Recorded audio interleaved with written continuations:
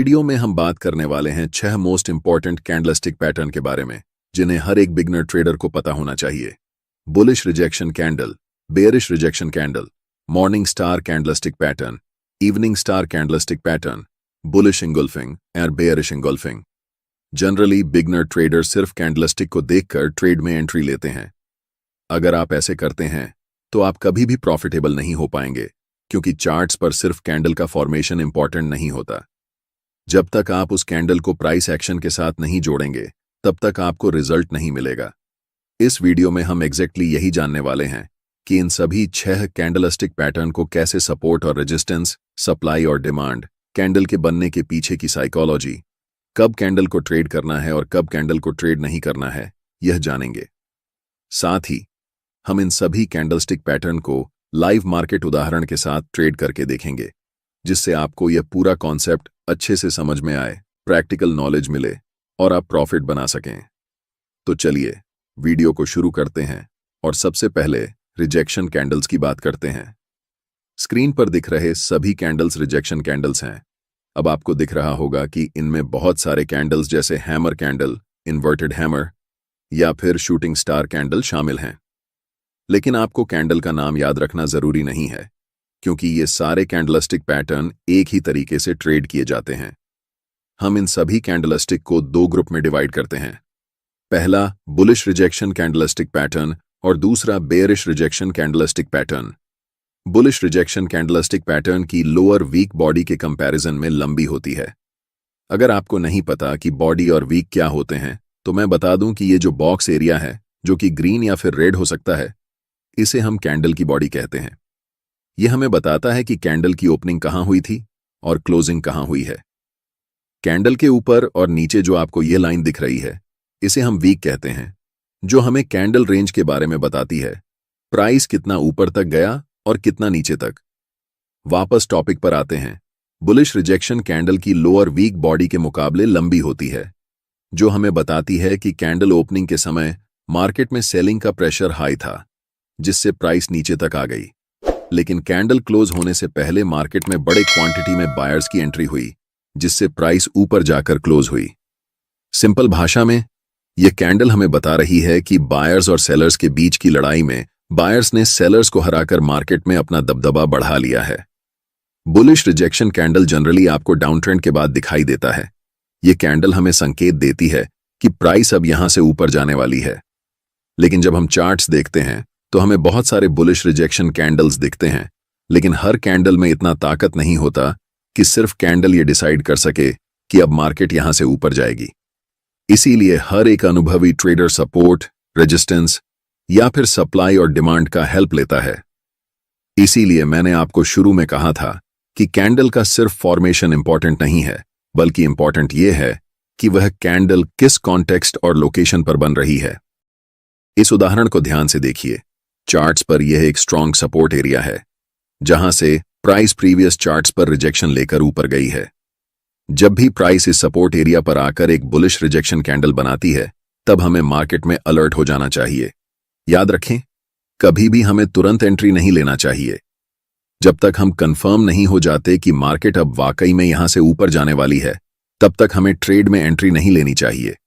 हम कंफर्मेशन के लिए वेट करेंगे कि कब एक नेक्स्ट कैंडल इस रिजेक्शन कैंडल के हाई को ब्रेक करती है, और जब भी इस कैंडल के हाई को ब्रेक करेगी, तब हम मार्केट में एंट्री लेंगे, जिसमें हमारा स्टॉप लॉस सपोर्ट एरिया के जस्ट नीचे होगा और टेक प्रॉफिट निकटतम स्विंग हाई पर। किसी भी ट्रेड को लेने से पहले कम से कम आपके पास 3 कंफर्मेशन होनी चाहिए। इस उदाहरण में हमारे पास ये 3 कंफर्मेशन थे। पहला बुलिश रिजेक्शन कैंडल का फॉर्मेशन, दूसरा सपोर्ट एरिया और तीसरा जब next candle bullish rejection candle के हाई को ब्रेक करती है। अगर आप सिर्फ इन 3 कंफर्मेशन को ध्यान में रखकर ट्रेड लेंगे तो आपके ट्रेड्स में प्रॉफिट होने का चांस बहुत ज्यादा बढ़ जाएगा। दूसरा तरीका जिससे हम कैंडलस्टिक पैटर्न को ट्रेड कर सकते हैं, वह है जब मार्केट अप ट्रेंड में होती है। इस उदाहरण में प्राइस हायर हाई बनाते हुए ऊपर की ओर बढ़ रही है। हमने आपको पिछले वीडियो में डाउ थ्योरी के बारे में बताया था कि प्राइस कभी भी एक दिशा में लगातार ऊपर या नीचे नहीं जाती। पहले प्राइस रैली करती है, फिर पुल बैक होता है और फिर से रैली करती है। यही मार्केट का स्ट्रक्चर होता है जिसे हमेशा फॉलो किया जाता है। इसलिए जब भी प्राइस अप ट्रेंड में हो और रैली फेज में हो, तब हमें मार्केट में एंट्री नहीं करनी चाहिए। हमें वेट करना चाहिए कि प्राइस कब पुल बैक लेती है, और जब पुल बैक पर हमें कोई बुलिश सिग्नल दिखता है, जैसे इस केस में हम बुलिश रिजेक्शन कैंडल की बात कर रहे हैं, इस पुल बैक के ऊपर हमें एक ट्रेंड लाइन ड्रॉ करनी है, और जब चार्ट पर हमें बुलिश रिजेक्शन कैंडल दिखे तब हमें अलर्ट हो जाना चाहिए। याद रखें, अभी हमें ट्रेड में एंट्री नहीं लेनी है। जब भी अगली कैंडल ट्रेंड लाइन को ब्रेक करके उसके ऊपर क्लोज होती है, तब हमें मार्केट में एंट्री लेनी है। पिछले वीडियो में हमने डिटेल में बताया था कि मार्केट में फिबोनाची टूल का कैसे इस्तेमाल किया जा सकता है। इसमें हमने बताया कि इस टूल का उपयोग करके आप ट्रेड में एंट्री और एग्जिट कैसे कर सकते हैं। इस तकनीक को आप तब इस्तेमाल कर सकते हैं जब प्राइस अप ट्रेंड या डाउन ट्रेंड में हो। एंट्री के लिए हम फाइबोनाची रिट्रेसमेंट का उपयोग कर सकते हैं, और ट्रेड से एग्जिट करने के लिए, अपना टारगेट सेट करने के लिए फाइबोनाची एक्सटेंशन का इस्तेमाल कर सकते हैं।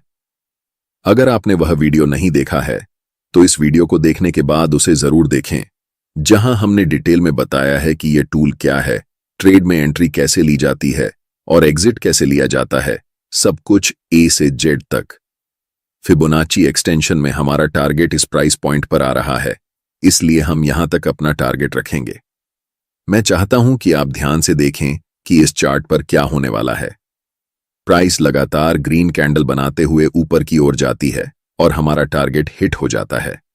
मैंने जो आपको इतना सारा चीज बताया, इससे आप सिर्फ बुलिश रिजेक्शन कैंडल में ही नहीं, बल्कि जितने भी प्रकार के बुलिश कैंडल्स होते हैं, जैसे morning star, bullish engulfing, hammer candle आदि, सभी कैंडलस्टिक पैटर्न्स के साथ इसे अप्लाई कर सकते हैं। अब इसके ठीक उलट हम बेयरिश रिजेक्शन कैंडल को ट्रेड करना सीखते हैं। इस उदाहरण को ध्यान से देखें। चार्ट पर यह एक पोटेंशियल रेजिस्टेंस एरिया है, जहां प्राइस पहले रिजेक्ट होकर नीचे की ओर आई थी और फिर से वापस उसी लेवल के पास प्राइस जा रही है। हम वेट करेंगे कि कब प्राइस इस रेजिस्टेंस एरिया पर एक बेयरिश रिजेक्शन कैंडल बनाती है। कैंडल के फॉर्मेशन के बाद जैसे ही अगली कैंडल उस कैंडल के लो को ब्रेक करेगी, तब हम मार्केट में सेल पोजीशन के लिए एंट्री लेंगे। यहां भी हमारे पास 3 कंफर्मेशन हैं। पहला, कैंडल का फॉर्मेशन। दूसरा, हमारे पास एक स्ट्रॉन्ग रेजिस्टेंस एरिया है। और तीसरा, जब बेयरिश रिजेक्शन कैंडल का लो ब्रेक होता है। इसलिए इस ट्रेड में एंट्री करना हमारे लिए कम रिस्की है और यहां पर हमें प्रॉफिट होने के चांसेस ज्यादा हैं। अगली उदाहरण में प्राइस लोअर लो बनाते हुए नीचे की ओर जा रही है, जिसका मतलब है कि प्राइस क्लियरली अभी डाउन ट्रेंड में है। ऐसी सिचुएशन में जब डाउन रैली चलती है तो हम उसे चलने देंगे और बीच में एंट्री नहीं लेंगे। हम वेट करेंगे कि प्राइस कब रिट्रेस करके ऊपर की ओर आती है, और जब प्राइस ऐसा करेगी तब हम पुल बैक के नीचे एक छोटी ट्रेंड लाइन ड्रॉ करेंगे। जब वहां हमें कोई भी स्ट्रॉन्ग बेयरिश कैंडल दिखेगी, इस केस में हम बेयरिश रिजेक्शन कैंडल की बात कर रहे हैं, तो हमें अलर्ट हो जाना है। और जब भी अगली कैंडल उस ट्रेंड लाइन को तोड़कर नीचे क्लोज होती है, तब हमें मार्केट में सेल पोजीशन के लिए ट्रेड एंट्री लेनी है। इसमें हमारा पहला टारगेट नजदीकी स्विंग लो होगा और अगले टारगेट के लिए हम फाइबोनाची एक्सटेंशन का उपयोग कर सकते हैं। अब बात करते हैं बुलिश इंगुल्फिंग कैंडलस्टिक पैटर्न की। यह कैंडलस्टिक पैटर्न 2 कैंडल्स से मिलकर बना होता है, जिसमें पहली कैंडल रेड कलर की होती है और दूसरी कैंडल ग्रीन कलर की।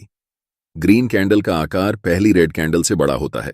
इस कैंडल के पीछे की साइकोलॉजी ये होती है कि सेलर्स मार्केट को डोमिनेट कर रहे थे, जिससे प्राइस नीचे गई। लेकिन एक खास प्राइस लेवल को टच करने के बाद बड़ी मात्रा में बायर्स की मार्केट में एंट्री होती है और प्राइस को पिछले रेड कैंडल के ओपन से ऊपर जाकर क्लोज करती है। इससे यह तय हो जाता है कि बायर्स और सेलर्स की लड़ाई में बायर्स ने मार्केट में दबदबा बना लिया है, जो संकेत है कि प्राइस अब यहां से ऊपर की ओर जाने वाली है। चलिए इस उदाहरण से समझते हैं। यह एक सपोर्ट एरिया है जहां पर प्राइस कई बार आकर रिजेक्ट हुई है। इसलिए अगली बार जब भी प्राइस इस लेवल पर आकर एक बुलिश इंगुल्फिंग कैंडलस्टिक पैटर्न की फॉर्मेशन करती है, तब हमें मार्केट में बाय पोजीशन में एंट्री के लिए तैयार रहना चाहिए। जैसे ही अगली कैंडल ग्रीन कैंडल के हाई को ब्रेक करती है, हमें एंट्री लेनी है। हमारा स्टॉप लॉस सपोर्ट लेवल के नीचे होगा और टारगेट लास्ट स्विंग हाई तक रहेगा। इसी का ठीक उल्टा है बेयरिश इंगुल्फिंग कैंडलस्टिक पैटर्न, जिसमें पहली कैंडल ग्रीन होती है और दूसरी कैंडल रेड। रेड कैंडल का आकार पहली ग्रीन कैंडल के मुकाबले बड़ा होता है। इसका मतलब यह है कि बायर्स और सेलर्स की लड़ाई में सेलर्स ने बायर्स को हराकर मार्केट में अपना दबदबा कायम कर लिया है। जब ऐसे कैंडल्स किसी रेजिस्टेंस लेवल के पास बनते हैं तो इसके बहुत ज्यादा चांसेस होते हैं कि प्राइस यहां से नीचे की ओर गिरने वाली है। ऐसे समय में जैसे ही अगली कैंडल उस बड़ी रेड कैंडल के लो को ब्रेक करती है, हमें सेल पोजीशन में एंट्री लेनी चाहिए। हमारा स्टॉप लॉस रेजिस्टेंस एरिया के ऊपर होगा और टारगेट सपोर्ट लेवल या फिर रीसेंट स्विंग लो तक रहेगा। अब बात करते हैं मॉर्निंग स्टार कैंडलस्टिक पैटर्न और इवनिंग स्टार कैंडलस्टिक पैटर्न के बारे में। Morning star candlestick pattern 3 candles से मिलकर बनता है, जिसमें पहली कैंडल बड़ी और रेड कलर की होती है। दूसरी कैंडल एक इंडिसीजन कैंडल होती है, जिसमें बायर्स और सेलर्स की लड़ाई बराबर की होती है। इस कैंडल का कलर रेड या ग्रीन दोनों हो सकता है। तीसरी और आखिरी कैंडल एक बड़ी ग्रीन बुलिश कैंडल होती है, जो बताती है कि मार्केट में वापस बायर्स ने हैवी क्वांटिटी में एंट्री कर ली है, जिससे प्राइस अब ऊपर की ओर जाने वाली है। लेकिन ध्यान रहे, सिर्फ कैंडलस्टिक पैटर्न देखकर ट्रेड में एंट्री नहीं लेनी चाहिए। इस पैटर्न के केस में जब तक हमें एक स्ट्रॉन्ग सपोर्ट एरिया नहीं मिलता और अगली candle morning star candlestick pattern के हाई को ब्रेक नहीं करती, तब तक एंट्री नहीं लेनी चाहिए। लेकिन जब यह तीनों क्राइटेरिया पूरी हो जाते हैं, पहली कैंडल का फॉर्मेशन, दूसरा सपोर्ट एरिया और तीसरा अगली कैंडल का पिछले कैंडल के हाई को ब्रेक करना, तभी हमें मार्केट में एंट्री लेनी चाहिए। ऐसे ट्रेड्स की एक्यूरेसी सबसे ज्यादा होती है। इस पैटर्न का ठीक उल्टा है इवनिंग स्टार कैंडलस्टिक पैटर्न। इस पैटर्न में भी 3 कैंडल्स शामिल होती हैं। पहली कैंडल ग्रीन होती है, दूसरी कैंडल इंडिसीजन कैंडल होती है और तीसरी कैंडल रेड होती है। अगर यह पैटर्न किसी रेजिस्टेंस एरिया के पास बनता है और अगली कैंडल पिछले कैंडल के लो को ब्रेक कर देती है, तो हमें सेल पोजीशन में एंट्री लेनी चाहिए। हमारा स्टॉप लॉस रेजिस्टेंस एरिया के ऊपर होगा और टारगेट रीसेंट स्विंग लो के पास रहेगा। इस वीडियो में इतना ही।